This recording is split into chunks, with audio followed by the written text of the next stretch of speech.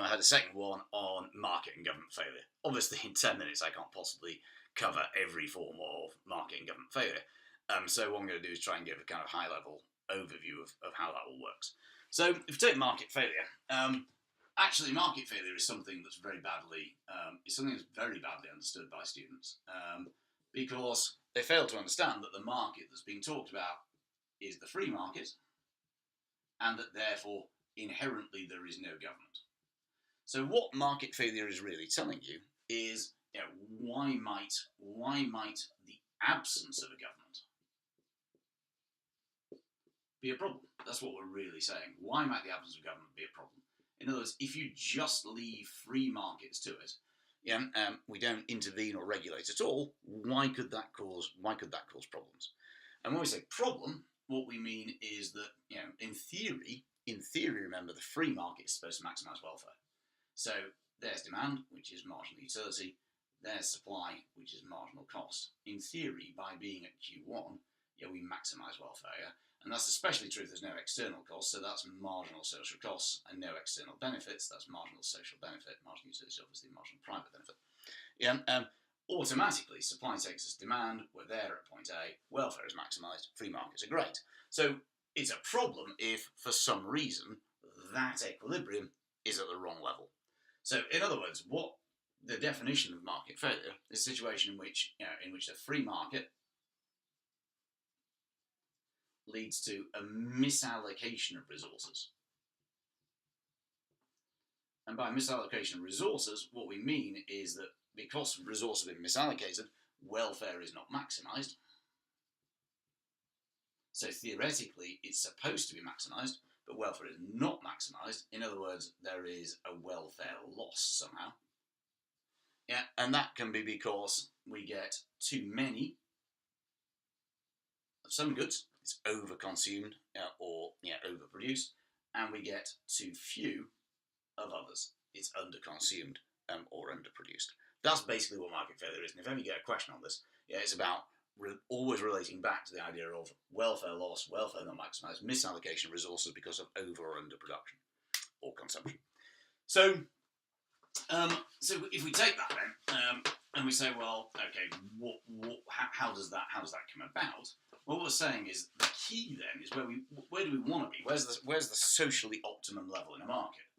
So there's quantity, there's costs and benefits. The socially optimum level is where marginal social benefit equals marginal social cost. The socially optimum level there. Welfare will definitely be maximised if you're at this level here, O, the optimum level, because every single unit adds more to benefit than it does to cost. So market failure occurs if supply and demand take us to a point that isn't that one. Marginal social cost isn't necessarily supply. Supply is marginal private cost. Marginal social benefit isn't necessarily demand, and because demand is marginal private benefit or marginal utility. So as a consequence, we can have too many of some things and too few of others. Public goods, for example, we don't get any of them. And because they're non-excludable, there's no profit, therefore none will be supplied. The amount of public goods you'll get will be there. Therefore, the whole of the welfare that you would get from public goods, since none are supplied in a free market, the whole of that area is welfare loss. If you were to take merit goods, the problem with them is not they can't be supplied. They can be supplied through the market because they're excludable. But the trouble is that demand is lower. We base our demand on marginal private benefit rather than marginal social benefit. In other words, I only care about me, not about you. Therefore, I don't demand as many as would be good for society because I don't give a shit. So therefore, the equilibrium level is here, lower than the socially optimum level. Therefore, we haven't got all the welfare that we could have done. We could have had all of this here, the gap between marginal social benefit and marginal social cost, but we don't. We only have this much, the gap between marginal social benefit and marginal social cost. We lose that bit. Lost in the sense that we failed to gain it. We've stopped short of the free market equilibrium. So in public goods, we lose all of it. With merit goods, we get some of it, but not all of it. And obviously, it's possible that we can either overproduce or overconsume. So if we stick with consumption because it's easy on the diagram, we can say that we can, some things we think, or indeed, the private benefit is greater than the social benefit. Yes, these are demerit goods, where the marginal social benefit is below the marginal private benefit. we consume all the way up to EQ2. We go past the social optimum level.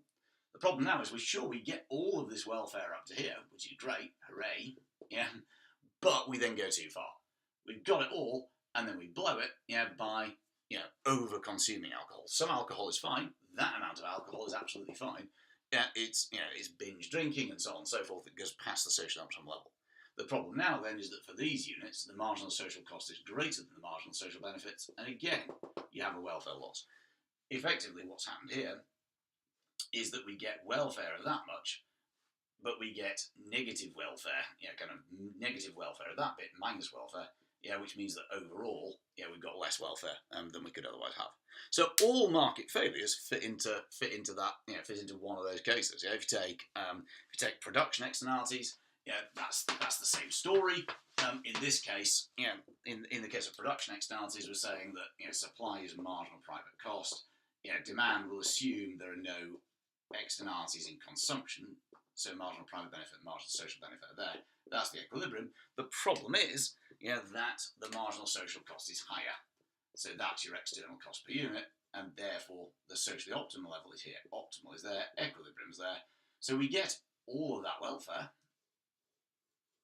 marginal social cost greater than marginal social benefit, but then we blow it and go past. For these units, the marginal social cost is greater than marginal social benefit, and that's then your classic welfare loss, that eats into the positive welfare that you've got. The same would be true with little fishies. We overconsume those. So again, we go past the socially optimal level. Information asymmetries, again, can mean that we consume too few of certain things and too many of others. Either way, they result in a market failure because our allocation of resources, the consumption and production of the good, is not at the social optimum level. Therefore, we have too many of some things, too few of others, hence we have market failure. So government failure obviously doesn't occur in a pure free market economy because there's no government, as we said before. So government failure occurs in a mixed economy where the government either tries to do something about market failure or just tries to do anything. So government failure, Christ, there's millions of definitions, but government failure is basically this idea that government intervention itself leads to a welfare loss. So as a result of government intervention, there is a welfare loss. So hence, again, the government in this case has misallocated resources. If you stick to those sorts of ideas, then you're not going to go far wrong. Yeah? So obviously, a classic example of government failure would be corruption. Then, if we won't name names, if the president of somewhere steals all the money and uses it to build his wives' palaces and buy them all Mercedes, whatever they were, then that's a misallocation of resources, because his wives are very happy, but the rest of the world isn't. The rest of Swaziland isn't. But more often we come across the idea of government failure when governments are trying to correct market failure. They try to improve things, but they either don't, they use resources to fail to improve something, which is a misallocation of resources, or they fuck up and make things worse. So a classic example that we've looked at is like the Thai rice scheme, where the government decided that it was going to try and improve the lot of Thai rice farmers, by guaranteeing a price well above the free market equilibrium. The result, so the result of that, so normally that would be the equilibrium level there, blah blah blah blah blah, welfare there. Of course, when you guaranteed a high price, you supply lots and lots and lots, because somebody's going to buy it, and as a result, we end up with massive overproduction. So again, all of these units here, the marginal social cost we'll assume is greater than the marginal social benefit, and therefore you get a welfare loss.